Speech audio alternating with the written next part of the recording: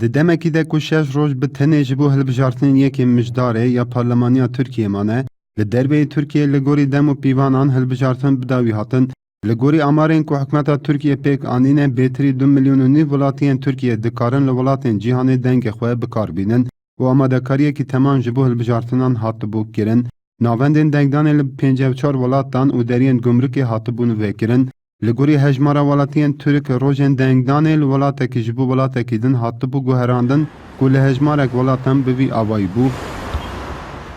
Li Amerîkayê ku welatekî berfirehê neh rojbeke dema hilbijartinan hatibû diyarkirin, li Holanda û hejmarek welatên din yên Ewropayê 5 roj û li Nerwîjê jî 7 roj, li Bulgarya, Kanada, İtalya 4 roj, li Îmarata Yekgirtiya Erebî Komara Çîk Çîn 2 roj, li Fînlanda, Efrîqa Başûr, İran, İrlanda 2 roj, li Qeter, Kuweyt, Lubnan, Polonya, Tayland, Urdun û Emanê jî 1 roj. Lê tiştê herî balkêş ev e ku li Iraq û Herêmê tu navendên dengdanê ji bo welatiyên Tirkiyê nehatibû vekirin, li deriyê İbrahim Xelîl jî tu navendên dengdanê tu nebûn. Ev yek jî di demekî de ye ku têkiliyeka xurtiya aborî di navbera hikûmeta Herêm û Bexdayê di gel Tirkiyê de heye û Iraq yek ji cîranên bi bandoriyên Tirkiyê ye.